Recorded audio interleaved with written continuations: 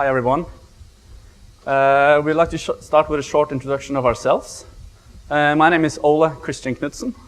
I'm 22 years old from Oslo, Norway, and I study mechanical engineering at Norwegian University of Technology and Science.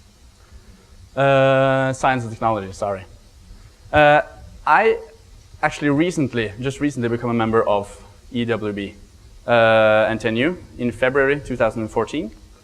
And I've been responsible, one of the ones responsible for the Borderless festival, which we're going to talk about more in our presentation. I'm also currently the current concert manager at Norway's biggest culture festival called Uka. Yeah, just to spice things up a bit. My name is Oddvin Østmo. If you look at the details, you would guess that, okay, we come from Norway, both 22 years old, the same place in Norway, and study the same thing at the same university, so that we had to know each other. But actually, I got to know Ole at Engineers Without Borders at NTNU, and I was a member of the organization February this year as well. When you saw us standing here, and the oldest organizations were there and the youngest here, we were quite up at this part. Yeah, I'm what you can call an outdoor guy. I like to go walks, hikes, skiing as a Norwegian. I'm a glacier instructor, like to take photos, and very active in humanitarian organizations. That's a short introduction. So you guys have one of the most interesting backgrounds of all of the people who are here in the conference today. Oddvin, you mentioned that you're a glacier instructor. What does that mean? Well, it's basically that you get this authorization to bring people to glaciers. You can have courses, trips, you can guide tourists, and so on. So for me, it was about to do something that I really love. I really love being outdoor and such things. And when I started at NTNU, our university, I realized that the studying was about sitting very much. And I love being in activity. So for covering more of my interests, I decided, okay, I'm going to take this course. And in addition, I really love teaching people and being out and sharing very beautiful experiences being out in the nature. So, that's wonderful. Yeah. And Ole, you mentioned that you are part of the committee that organizes the largest cultural festival in Norway. Can you tell me a little bit more about that? It's called Uka in Trondheim, and it's driven only by students working voluntarily. We have over 1,600 students working, and it's hosted every second year in October. It consists of concerts, events, speaks, talks, and so on. We also do a lot of voluntary work for the local community. Last festival, the headliners were Calvin Harris, Macklemore and Ryan Lewis, and the National. So it's a pretty big thing. That's wonderful. Very different from Engineers Without Borders, but definitely within the scope of what a student would enjoy. Definitely. So I'm trying to do a bit of both.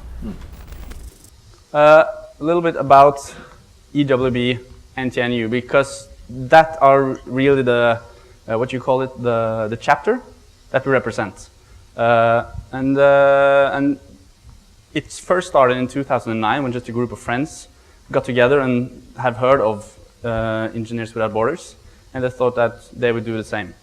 But it didn't get official until 2011, and then it got official in Norway. So now we have an official office with two full-time employees in Oslo. But NTNU, the NTNU chapter is still solely based on volunteers, students at the university. And we are the biggest chapter in Norway with around 40 members, active members. We have different subgroups that work with different sort of projects, whereas one of them is our project, Meaningful Masters. And this is a concept where our university and Engineers Without Borders, NTNU, go together with an organization to develop different master theses for master students to write. and to go to trips to field trips and solve problems. For example, we had one of the last ones was how to collect rainwater in Kenya. That was the task. Our overall goal and vision at EWB-NTNU is to inform and encourage students to act on the issues they don't teach at the university. We want to raise awareness and show opportunities for students on how to use their education and knowledge to deal with humanitarian challenges on a global scale. So it's a lot about spreading information, getting the word out. Okay, Borderless. We have mentioned the name a couple of times, but not saying what it is. So what did we carry out with the Alcoa funding? This is where it started. We are a small organization, and what does a small organization do when we finally get some support? We try to arrange something big. We arranged NTNU's first charity/aid festival. It was a 3-day program where we made a lot of interesting presentations, workshop, courses, and everything ending up in a meeting at the student society called Brain for Business. That's the meeting. Yeah. And because Engineers Without Borders, it's a value-based organization. So we also wanted to have some specific goals. Why do we want to create this festival and not use the money on something else? And we created these goals. We wanted to show opportunities on how you can help and use your education to help other people. We wanted to spread information because we believe that when you got knowledge about problems, actions will follow. And people really get engaged when they learn about these things. For the people who already know a lot and are interested in the same topics as we are, we wanted to give them more in-depth information. What's the next thing you can do after you have realized that there are inequalities in the world and so on? What's the next step for you? Of course, we wanted to get more students involved, and also we wanted to direct the focus on the soft skills needed for a global engineer. At NTNU, it's all about the subjects. You go through the whole 5 years program, and you don't learn anything about what soft skills you need. And this is, in many cases, the key factor to succeed when you're out in the field. So that was also a goal to focus on this one. So, what did we come up with? Day one was set up with first the stand day, where we had a lot of, around 20 different stands at the public area in school, where different humanitarian organizations and student organizations could tell their agenda and their vision. And the goal was to enlighten the students on how they can contribute to the different organizations. Not just EWB, but also like UNICEF, Amnesty, United Nations, and so on. In your presentation, you mentioned that you had several organizations like Amnesty International come and present at the Borderless festival that you had organized as part of Engineers Without Borders Norway. How did you go about finding these organizations and getting the contacts to have them come to Trondheim to present? In the beginning, we didn't have this network that we have after the festival. We didn't have the direct contact info, so we had to go through internet and search for the people and organizations. And when we presented our festival and our core values, most organizations were saying this is something we want to contribute to. And that made it very easy to have these well-defined core values. What do you want to accomplish? What do you want to give to the students? And having this value set, most organizations would come and help us accomplishing these goals. We also had a presentation called Insights from the Field, where we had an engineer and an architect talking about how to create sanitary solutions to people in Uganda. And they did this in the perspective of both engineers and architects. We had a very popular presentation called What is Effective Altruism, which was about just that. You can see a photo from the presentation there. And we had a presentation called Experiences from a Global Engineer. We had a Norwegian engineer called Werner Stefaniussen, who is the head of international affairs in Sweco, talk about his over 30 years of experience working abroad as an engineer. And you also mentioned that there were several global engineers, so people with an engineering background who have done significant work in developing countries, the same type of work that Engineers Without Borders organizations have done, come and present to students. How did you go about finding those individuals? Because finding individuals is a completely different process than finding companies or organizations to come and present. Yeah, it's a long process, because maybe you find a very interesting person just a few months before the big event, and we started planning this 9 months before. So it's a process, and you have to use all your contacts.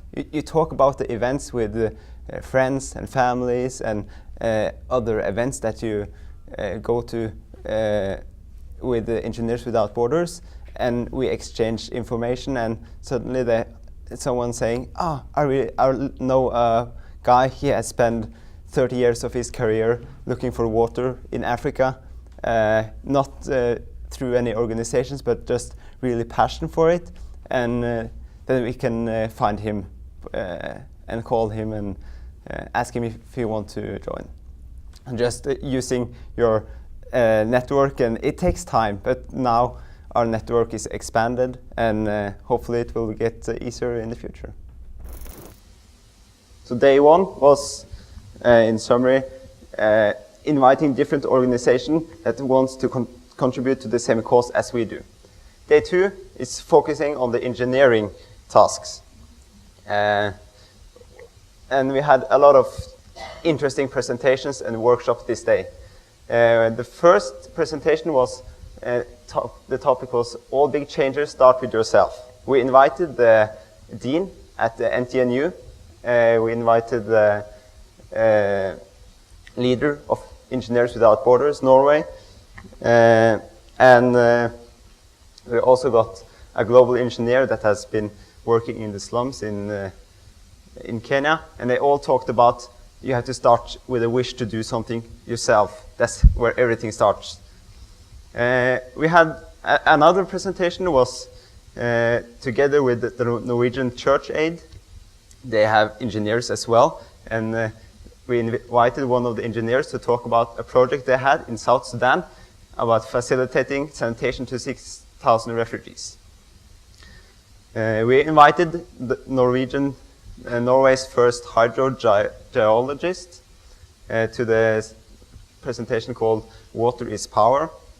He has basically dedicated his whole life for finding water in Africa for people who obviously they don't have good sources of water, and he has dedicated his life to find this.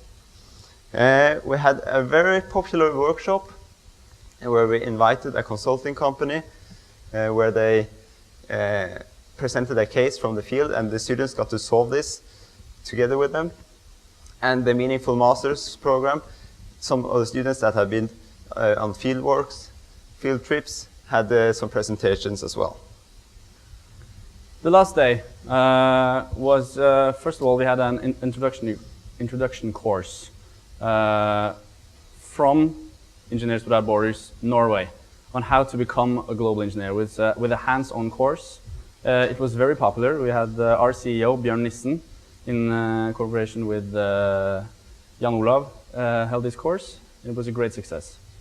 At the end of Saturday, we had the meeting at the Student Society called Brain for Business. It was about social entrepreneurship and how, first of all, how to do aid in developing countries, but also how to make it sustainable.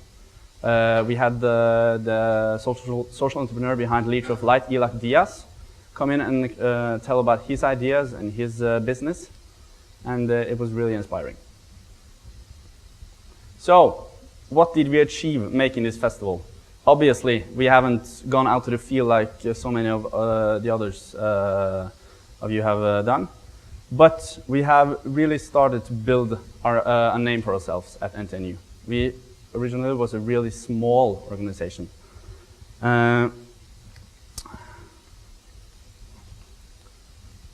So the feedback we have gotten is that students, they really want to do some action. They really want to help, but they don't know how to do it. And that concerns engineering students in Norway as well. Building a brand and building our name for ourselves, we have been able to spread the word out on how they can do exactly that. We have, for example, just to take a very concrete example, we went from 700 Facebook likes to 1,000 Facebook likes in just the 3 days we had the festival. So it was clearly that we got our name out and people got the word. That again leads on to recruiting. Being an organization solely based on volunteers, we are depending on a steady supply of new students, as some others of you also have mentioned. And this festival really helped get not only the Borderless name out, but also Engineers Without Borders and the new cause out, and people are really eager. We have had a lot of interest in after the festival. We have built new networks with other organizations we're cooperating with the different speakers that we can use and speak for us again, as well as we have been in touch with a lot of great speakers that was not able to be there, but they wish to be there, that we can use for later events. And all in all, yeah, spreading information, what was the main goal for the festival, and also for EWB and NTNU, spreading information about how you can contribute as an engineering student and as an engineer, and yeah. All in all, we have started to directing a new focus on campus, because as some of you also probably experienced at your own universities, it's a lot about work and money and business in engineering schools. Okay, the difficulties. Doing something for the first time, you got to do something wrong, and you learn a lot. It was fun, but we met some challenges. Some of the challenges we had thought about in the before the event, and some came more surprising to us.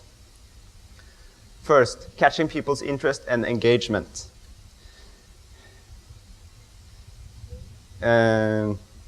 We had limited resources. Okay, we have 40 members, but not many of them are working on different fields. The group arranging Borderless was not that big, and we compared to who we wanted to reach out to, many thousand students, we had to work really hard. We made a really nice graphical, the graphics we were very happy with, and you have seen many of the graphics throughout the presentation. We stood on stands for weeks, promoting, went to lectures, asked the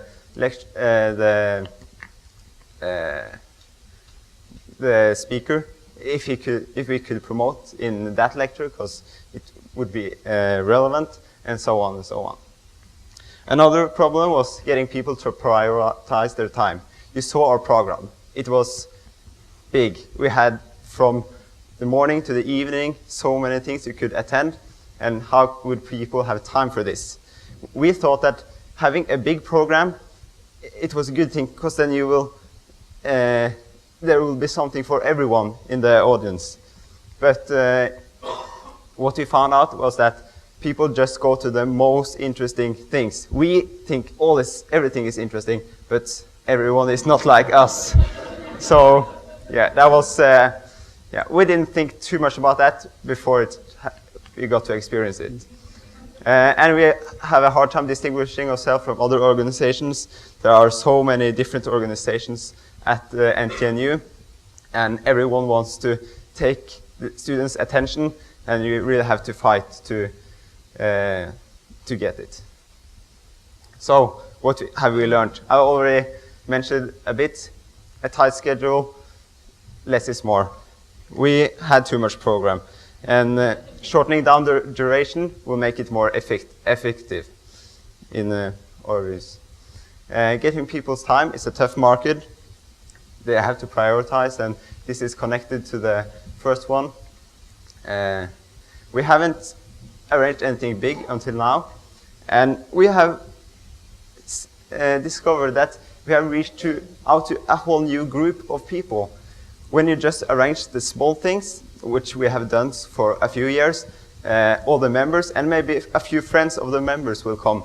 But now suddenly people who don't think about these issues on a daily basis, they came and they got interested, and we got really nice, many nice questions, and they wanted to contribute to the group. And getting your name known takes time. We have started from scratch now, but in the future, people now know more about us, and it will be easier to reach out. You don't have to explain them what Engineers Without Borders is. You can just say, now we're arranging this, please come. So, the future plan. We want to continue Borderless, because we think it's a good name, and the focus it addresses on the campus is very important.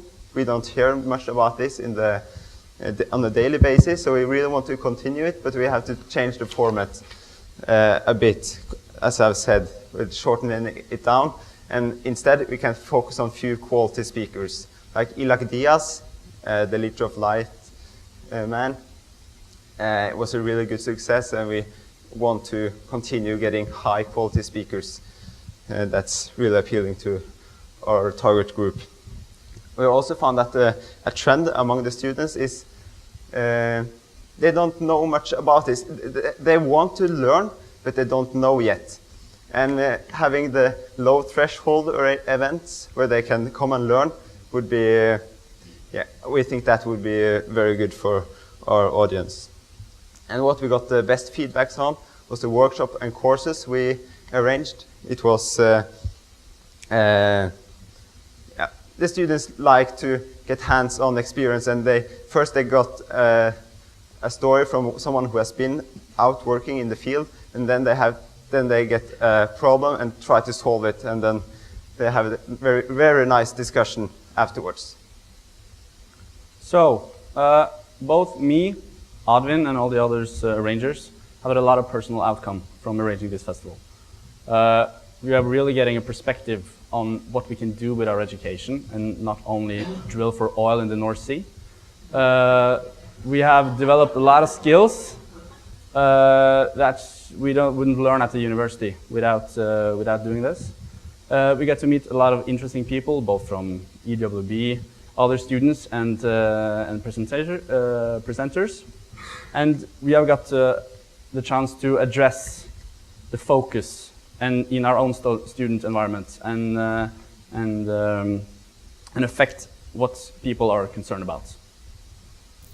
In your presentation, you mentioned that for the first time when being involved with Engineers Without Borders Norway, you realized that drilling for oil in the North Sea was not your only career option. Can you comment a little bit about engineering education in Norway, and whether organizations and how organizations like Engineers Without Borders can help to open up further opportunities for engineers within Norwegian universities? One of our subgroups in Engineers Without Borders, NTNU, actually has their main target to get more subjects on developing countries and aid at our school. So we're working specifically with that. Our school is, in general, quite positive to the whole idea, and they want to get these subjects on the agenda. But it's a quite slow process. My general impression is that people really want to help concerning both students and also professors and working engineers, but they often don't know how.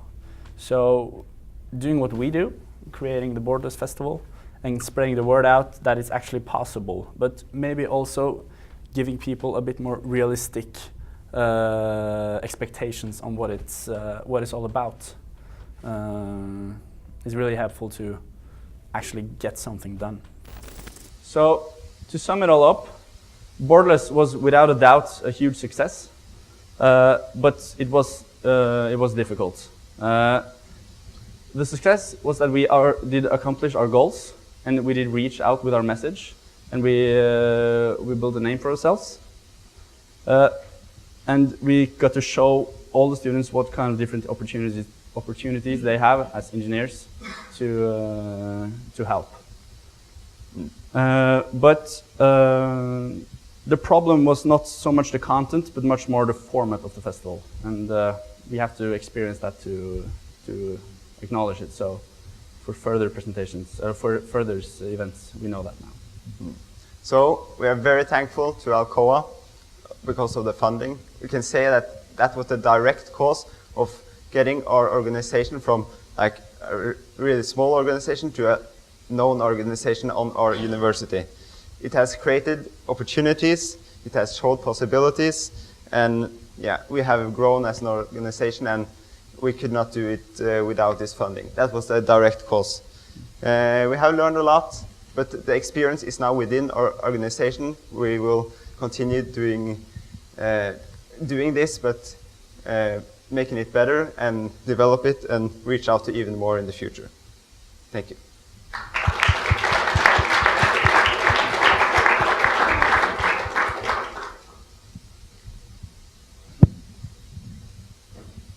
Hi, I am Amir Rabaya from Engineers Without Border Palestine, or Palestine in Arabic. We study something on the board of Engineers Without Border Palestine.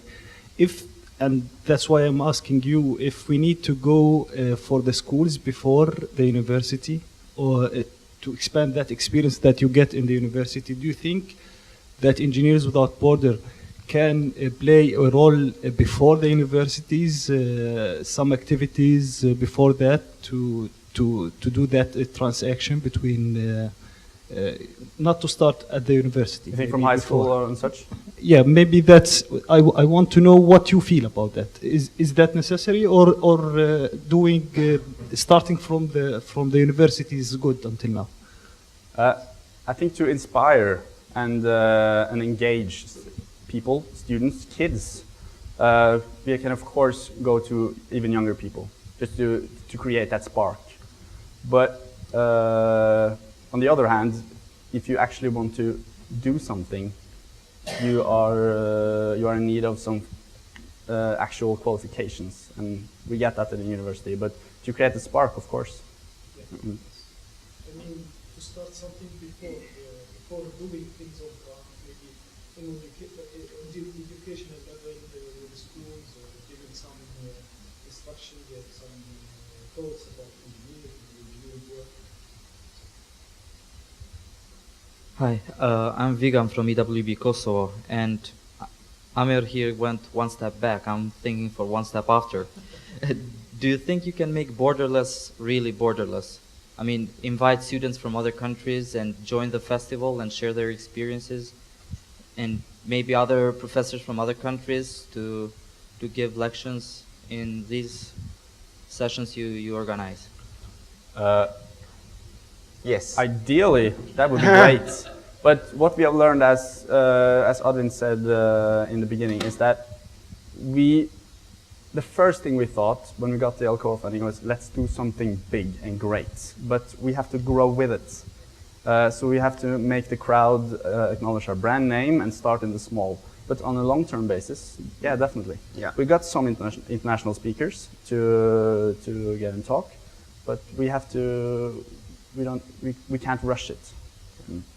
And to work together with other Engineers Without Borders organizations, I think that's a very key resource within this community. And if we learn how to use it, we can really benefit from it. And what you said about inviting others, we try to invite some of the other sections in Norway. We have EWB at another university, and we invited them to see how we did this festival, so they could also learn from our experiences. They were just attendees, and we can, of course, we should expand that and use that opportunity the next time as well. We have time for one more question. Hi everyone, Lizzie from EWB in Australia. I'd love to ask you both about the reflection process that your coordination team went through, because you'd clearly identified lessons learned. Can you tell us a little bit more about how you came up with those lessons? And I could see you've now got plans to incorporate them, but have they been shared elsewhere in the organisation as well? We have had a process where we have evaluated and we have talked a lot about what we have learned and how we can develop it further. The process have been, what can I say? It has been, yeah, we have learned a lot from the process, and we have this meeting and we just discuss and back and forth, and yeah, this was a bit trying and see what the outcomes was. The next time we will definitely know how to aim it to make it better. The first time we actually didn't. We just wanted to do a lot and didn't know what it would result in. But yeah.